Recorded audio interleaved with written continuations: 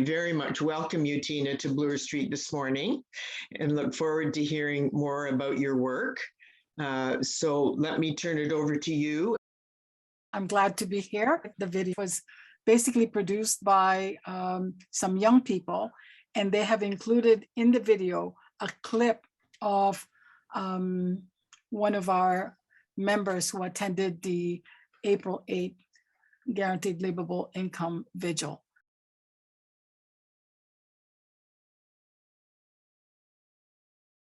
As a single mom and the only sole provider, this will guarantee that at least I will be able to live not like lavishly, but comfortably. And I work like 3 jobs to make the ends meet. And because everything in Toronto everything is super expensive. So I was hoping that this bill will pass. So at least it will guarantee, not even, hopefully, it will help out what everything on my basic needs. Like now that, especially now this pandemic, like I have to stay home now that Port government has issued like, oh, you guys have to stay home. And how am I going to be able to pay the rent? Like, how am I going to do that? Like even if my son is 9, I can't leave him by himself to study and be online. And then how am I going to work? How am I going to put food on the table? Like, so both of us is going to be staying home to be safe, like safe. But at the same time, will we be safe in our own home when we have no food to eat? Like, how does that work for me? Like, it is really, it is very, very difficult decision for me since the pandemic. And hopefully there's some changes that will come to it. They said like, oh, you're not going to get kicked out of your apartment. That's just a band-aid solution. It's not going to help me in the long run, because at the end of the day, no one, if you're not paying 5 months rent, no one is going to let you stay for another 5 months. That's not possible. Like, oh, you're not going to be evicted. Yes, I understand you're not going to be evicted, but at the same time, how am I able to catch up with those remaining that I didn't pay, right? We can have you. So it's basically what I'm earning is going to my rent and food on the table. That's it. There's no extra. So if I get sick and I have to buy medication from the outside, from the pharmacy, how am I going to do that? I still have to choose between getting that medication or getting food that, like it's been a struggle for the past year, and hopefully things will change. But hopefully, like, there's always hope that things will change. But I wish that the government will actually look at the real, like, social, like deep into social policy, and say like, okay, this is what these people need. Like, we don't need band-aid solution. We need a guarantee that, like, you'll be able to live on what you are making. Like, some of my coworkers said, oh, you can apply for the CRV, but that's not even enough to even cover the rent, right? Like, basically it goes for food and medication if you need be. But I don't know. I hope that the government will actually listen, and I hope that Miss Julie, you can, like, continue to be the voice of, like, marginalized people like us, like, and it is really, really hard. Like, we're not starving, but we're just making the ends meet, and there should be more, like, oh, why you don't have a savings? Like, why I don't have a saving? I work 3 jobs and my rent is like 1,500. Like, why don't you move to a place where it's like cheaper? There's no cheaper in Toronto. Like, there's no cheaper. Like, in my it's free education, yes, it's a lot of opportunity, yes, but not for everybody. Like, I come here with a degree, but I wasn't able to find the job that I needed. I have to upgrade, and obviously also have to improve my college diploma and everything. But at the end of the day, it still go back to where I am and still struggle. Like, I'm not blaming government for where I am. I'm just hoping that the government can do something more in order to lift up the marginalized, right? The social policy should be strong. It should be structured. It should not be because, oh, the corporation is doing more. Like, it should look out for actually what's happening in the neighborhood. Thank you again for inviting Davenport-Perth Community Ministry to talk with you this morning. From November 3, 2016 to January 31, 2017, Davenport-Perth Community Ministry, with one of our community groups, Bread and Bricks, gave feedback on the design of a basic income pilot that was launched in spring 2017. At each of these public consultations, we gave our input to stop the pilot. Stop the pilot?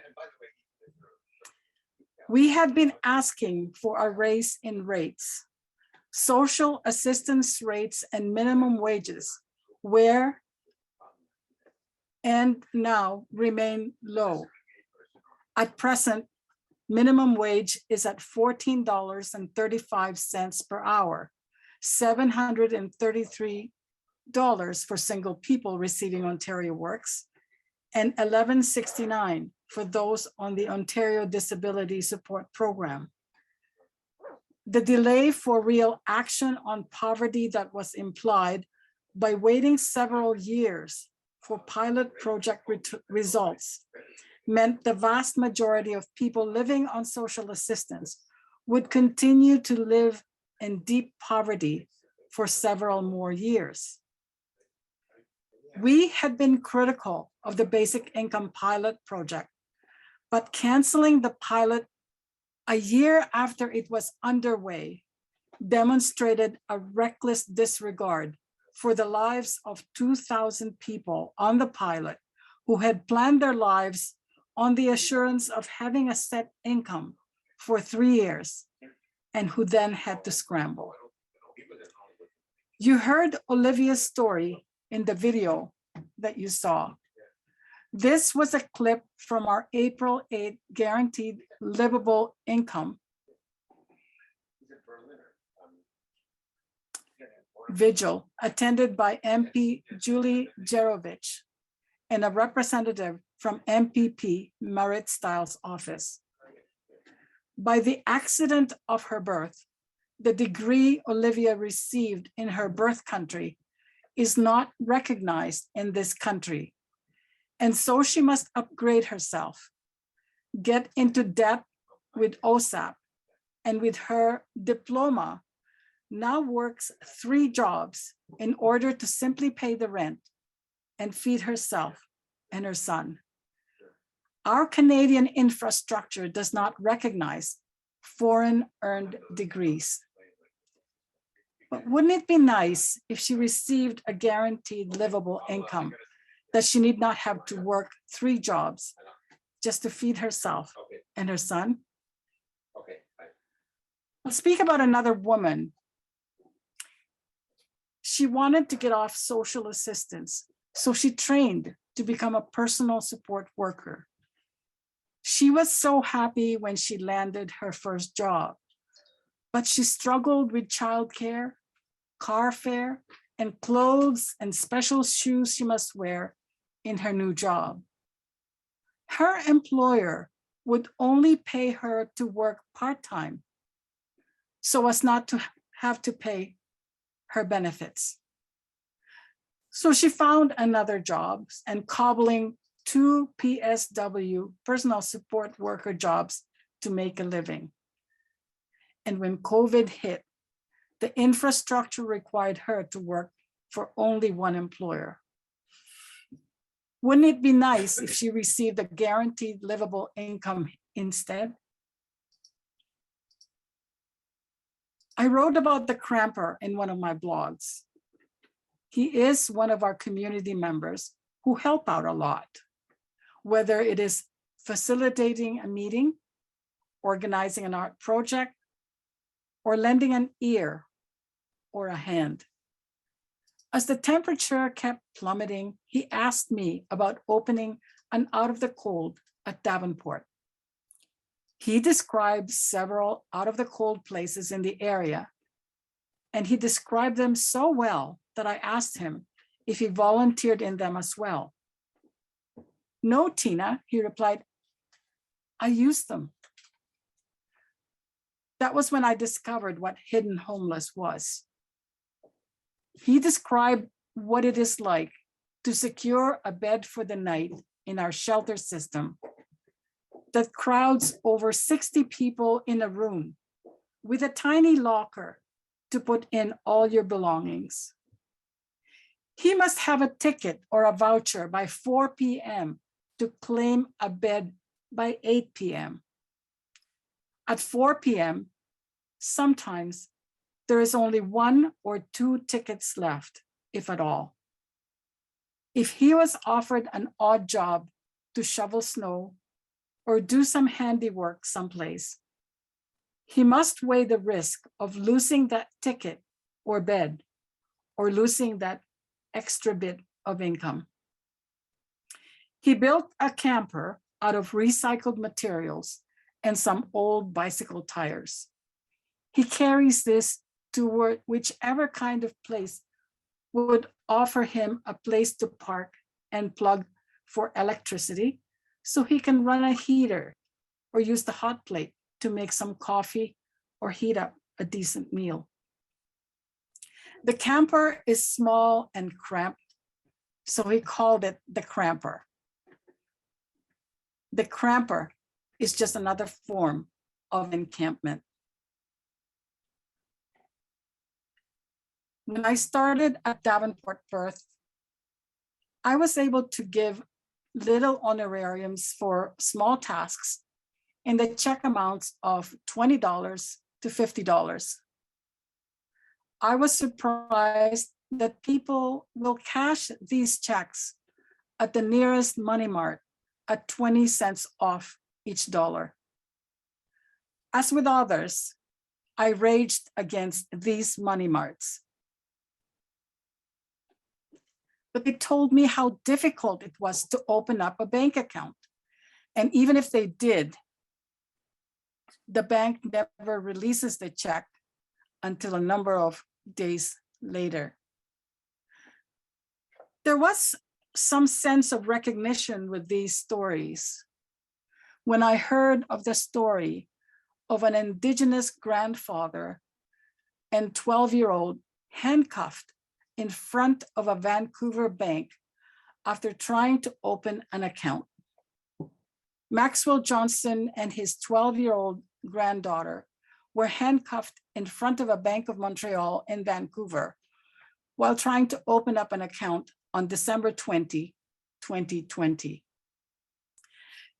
Yet, this banking system is one of those infrastructures we have that gives the rest of us a sense of order and safety.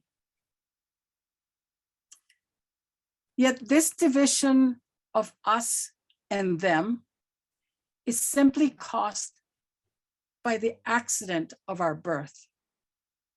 It is an evil infrastructure. Another infrastructure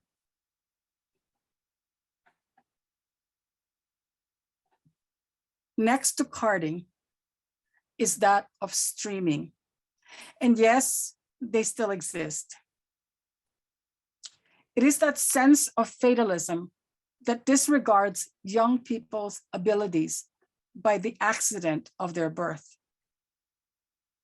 I have met many a young man graduating from high school who state that they realized that they wanted to be teachers or doctors or engineers or United Church ministers, then find out that they need to go back to high school to take those credits their school said they did not need, because by the accident of their birth, they thought they did not need them. More likely, the educational infrastructure did not consider that they have the ability to excel in them. Joseph in Genesis, by accident of birth, was Jacob's favorite son. This caused jealousy from among his brothers that he ended up a slave in Egypt. In the classic rags to riches success story, he gains Pharaoh's favor. Then there was famine. Joseph was gifted with an ability to interpret Pharaoh's dream that helped Egypt prepare for the famine. He then became a vizier, and Jacob's favorite son became Pharaoh's favorite son. And Joseph went out from the presence of Pharaoh and went through all the land of Egypt. During the 7 plentiful years, the earth produced abundantly, and he gathered up all the food of these 7 years, which occurred in the land of Egypt, and put the food in the cities. He put in every city the food from the fields around it. And Joseph stored up grain in great abundance, like the sand of the sea, until he ceased to measure it, for it could not be measured. The 7 years of plenty was followed by the 7 years of famine in all the land, and the storehouses had so much grain that it could not be measured. Yet there was famine and people were hungry. The vizier took charge of the food distribution. He demanded money in exchange for the grain. When the money ran out, he demanded their cattle, their plows, their means of production. And when all of that is gone, the people give their bodies as slaves in exchange for food. This vizier demonstrated the infrastructure of food security that we still have until today. This was Pharaoh's son, who once was Jacob's son. Now, I apologize to those who have already read our annual report, as I will now read to you from that report. And I'm going to share what it looked like. This is my report.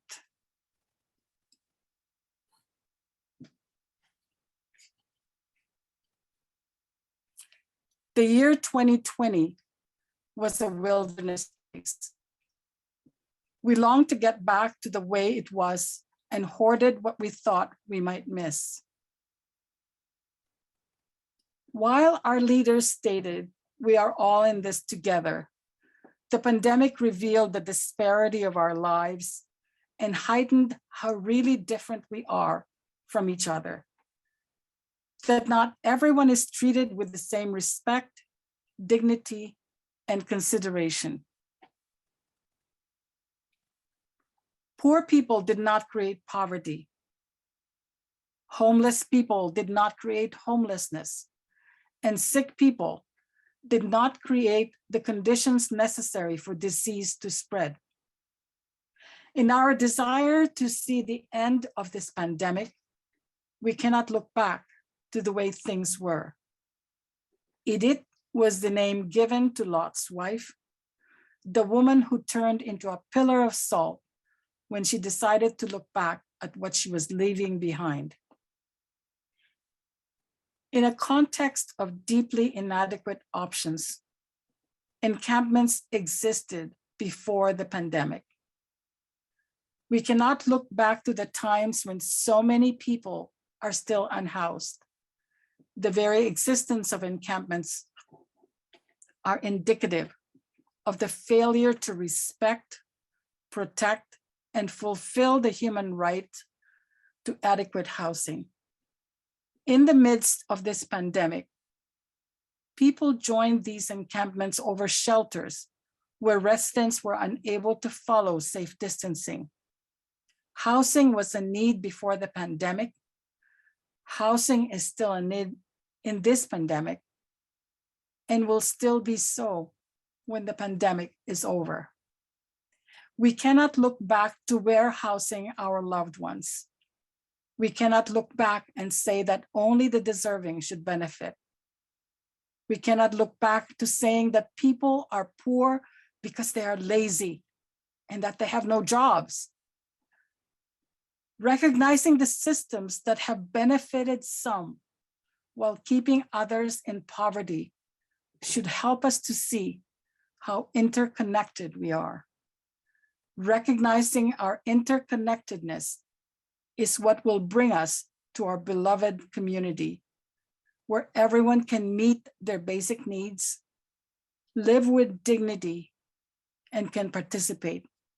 We cannot reduce poverty by moving social assistance recipients to jobs that do not pay enough to live on. We must join with many others to demand a guaranteed livable income that will address the disparity of our lives, and everyone is treated with the same respect, dignity, and consideration. This division of us and them is simply caused by the accident of our birth. It is an evil infrastructure. The first followers of Jesus understood that, and they did not consider their possessions to be their own, but rather held in common. But the temptation of Pharaoh continues to seep in, and Ananias and Sapphira, the upright leaders of the church, a sovereign couple, secretly withheld a portion of the proceeds of land they sold.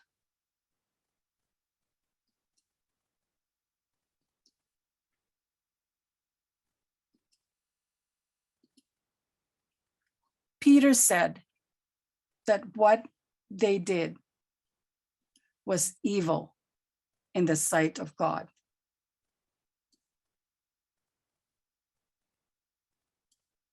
Jesus told us that there are only two commandments, and they are to love God and to love our neighbor. If we cannot love our neighbor who we see, how can we say that we love God who we cannot see? Thank you.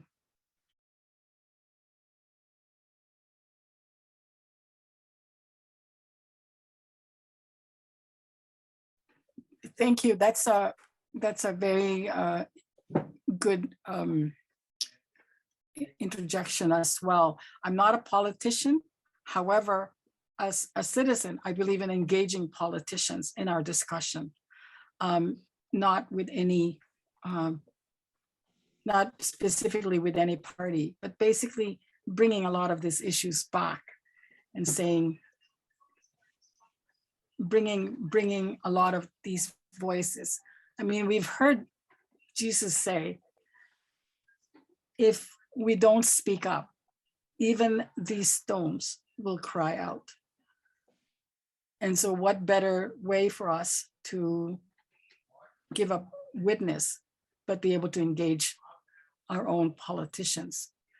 But we must not stop there. We must continue to give prophetic witness.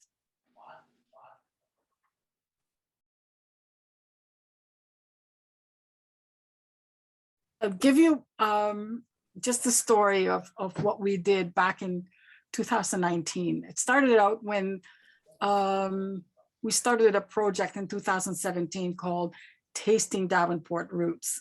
And we were basically introducing an intergenerational way of introducing young people with what the elders ate by, having the elders come and cook and show the recipe and talk about those stories. So we started on that journey. And as we started on that journey, we also did Kairos blanket exercises.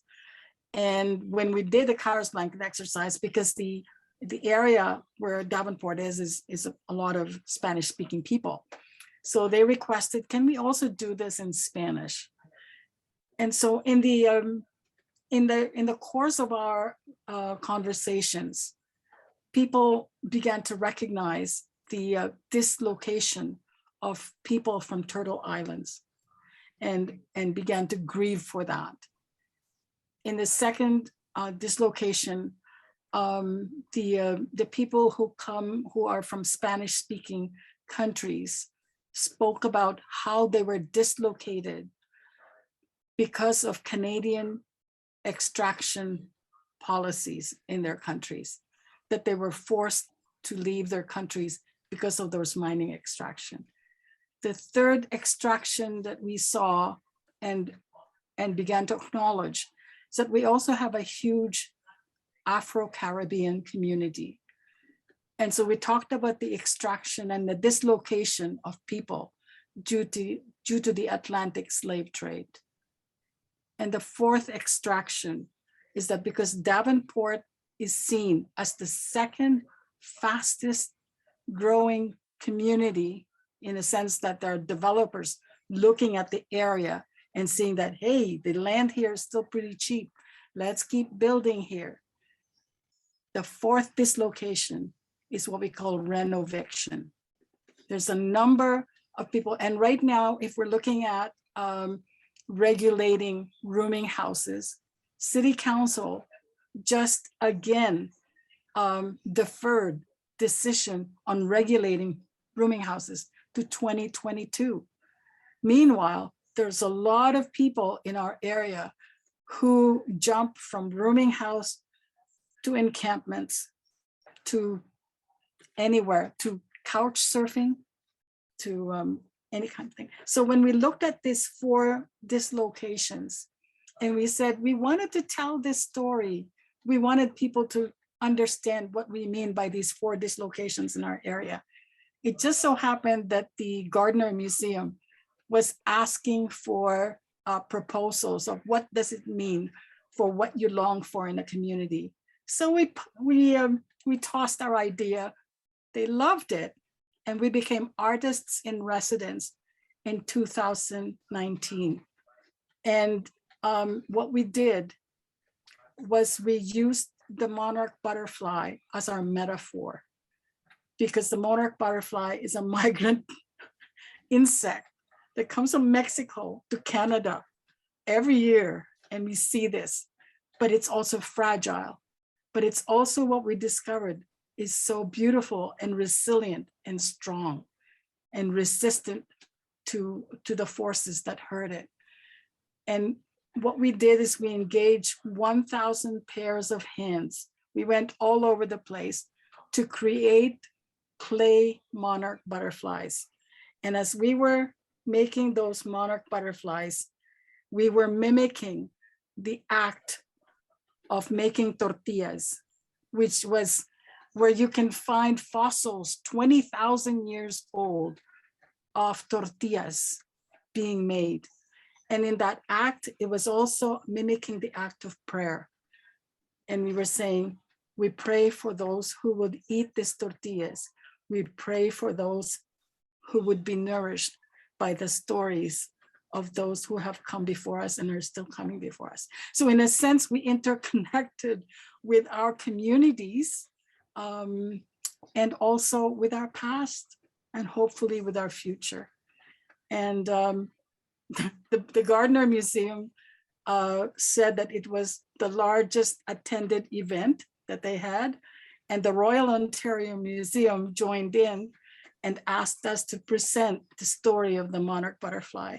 And we have them in our YouTube pages. So it was really great. I felt really happy about that, but there's still a lot of work to do. And the pandemic really made an event on that.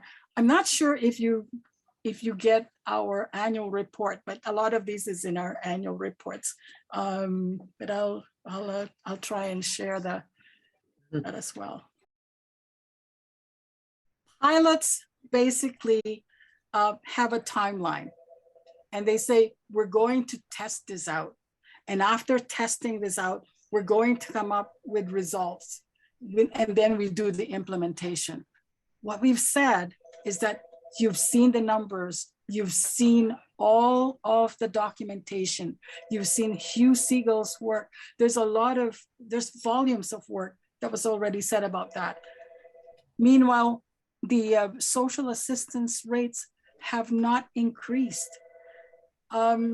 only on October 1st was minimum wage, October 1st this year, was the minimum wage increased from $14.25 an hour to $14.35 an hour. So we call it the 10-cent raise. So we're looking at that, we're saying enough of the pilots that will take years to find out what the results were. You know the results, you know what is needed. Let's not keep people in deep poverty. Let's implement it now. That's what we were asking back in 2017. Thank you so much for spending your morning with us and for this very, very important session you have given to us on GWI. It was lovely to meet you in the breakout session. And more importantly, I think you've given us an understanding of where we need to go. Our hymns today said that God weeps. There are many tears. I'm hoping that this is one way that we can reduce the tears and bring more equality to every person in every society. And so I thank you very much for your time this morning and your continued effort with Davenport-Perth. Thank you.